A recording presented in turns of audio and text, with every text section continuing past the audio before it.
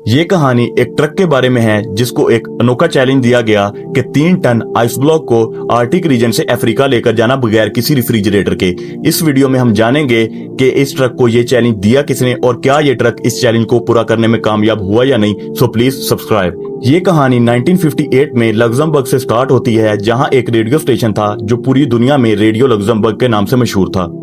इस radio station ने अपनी पब्लिसिटी में इजाफा करने के लिए एक ऐसे चैलेंज का ऐलान किया जो बाद में इनके गले पड़ने वाला था। इन्होंने कहा, जो कोई भी शख्स 3 टन आइस ब्लॉक को आर्टिक रीजन से अफ्रीका लेकर जाएगा, हम फी केजी के लिहाज से उसको 1 लाख फ्रांसिस देंगे, जो आज के दौर में $16,000 बनते हैं। मीन टू से 3 ton ice block is equal to $48 million. ये वाकई में एक बहुत बड़ी रकम थी। इस चैलेंज को पूरा करने के लिए कुछ रूल्स भी थे।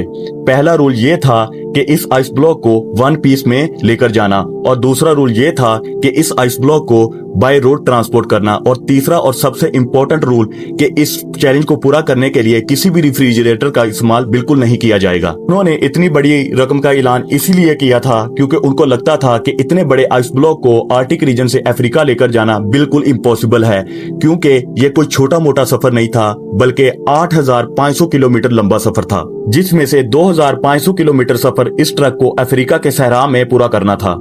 कई महीनों तक तो इस चैलेंज को किसी ने भी एक्सेप्ट नहीं किया, लेकिन आखिरकार बर्गर नाटविक नामी एक शख्स ने इस चैलेंज को एक्सेप्ट किया, जो नॉर्वे में इंसोलेशन कंपनी ग्लासवाट का मैनेजिंग डायरेक्टर था।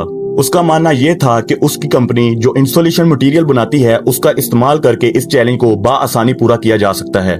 ये खबर पूरी दुनिया में फैल चुकी थी कि रेडियो लग्जमबर्ग के 3 टन आइस चैलेंज को कोई शख्स एक्सेप्ट कर चुका है। नाटविक ने इस चैलेंज को पूरा करने के लिए एक टीम बनाई और काम शुरू कर दिया। नाटविक और उसकी टीम ने इस चैलेंज को पूरा करने के लिए सर धड़ का जोर लगा दिया, जिसकी वजह से उनको पूरी दुनिया की मीडिया अटेंशन मिल गई। नाटविक और उसकी टीम की कोशिशों को देखते हुए इधर रेडियो लग्जमबर्ग को बहुत बड़ी रकम खोने का डर लग गया, जिसकी वजह से उन्होंने ये ऑफर खत्म कर दी।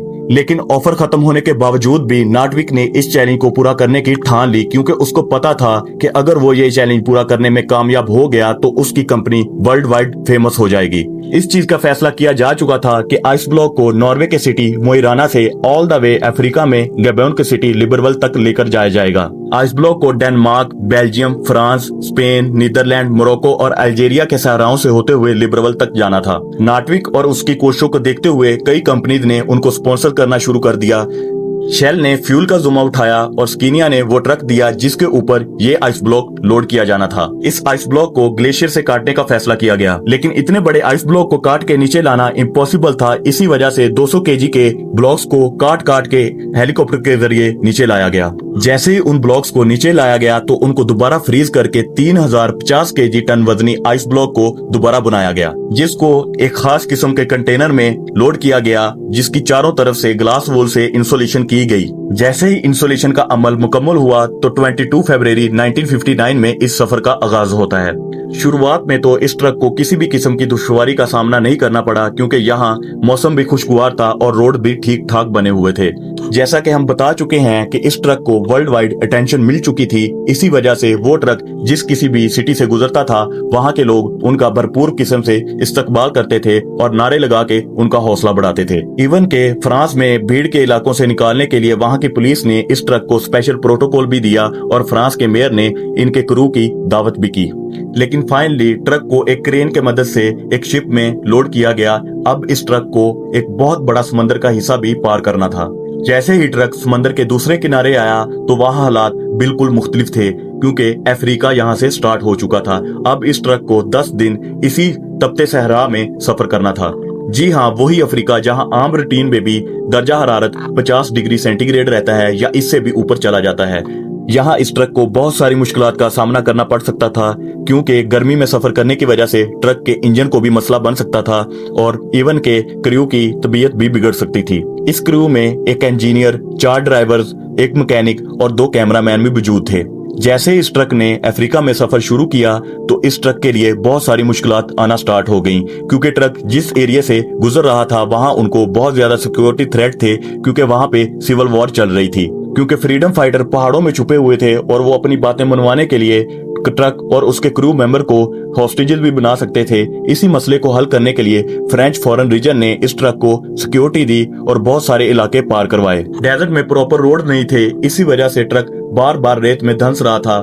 मसला सिर्फ यही नहीं था, अब बर्फ भी मेल्ट होना स्टार्ट हो गई थी। जब जब भी ट्रक रेत में धंसता था तो क्रू को रेत निकालने के लिए घंटों लग जाते थे। क्रू मेंबर ने कई रातें स्लीपिंग बैग्स में लेट के गुजारी। इस तपती गर्मी की वजह से क्रू की भी हालत बहुत ज्यादा बिगड़ना स्टार्ट हो गई, लेकिन उन्होंने हिम्मत नहीं हारी और अपने सफर को जारी रखा। लेकिन फाइनली 28 डेज का सफर तय करने के बाद ये ट्रक गबून के सिटी लिब्रविल पहुंच चुका था। तो जैसे ही ये ट्रक वहां पर पहुंचा तो वहां के लोगों ने क्रू की बहुत ज्यादा रिस्पेक्ट की और उनका भरपूर तरीके से इस्तकबाल किया। लेकिन सबकी अटेंशन वो आइस ब्लॉक था कि देखें कि ये कितना मेल्ट हुआ है या बिल्कुल ही मेल्ट हो चुका है। लेकिन जैसे ही उस कंटेनर को ओपन किया गया तो सब लोग देख के हैरान रह गए, क्योंकि सिर्फ और सिर्फ 11% बर्फ जो थी वो पिघली थी।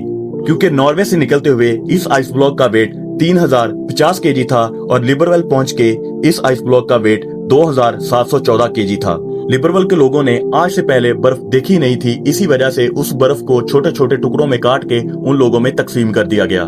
नाटविक को तब तो इस चीज का कोई भी कैश प्राइज नहीं मिला, लेकिन आज भी उसकी कंपनी गलावा के नाम से पूरी दुनिया में मशहूर है। इस तरह की और भी इंटरेस्टिंग वीडियोस देखने के लिए मेरे चैनल द हिस्टोरीफाइड को सब्सक्राइब करें। अल्लाह हाफिज।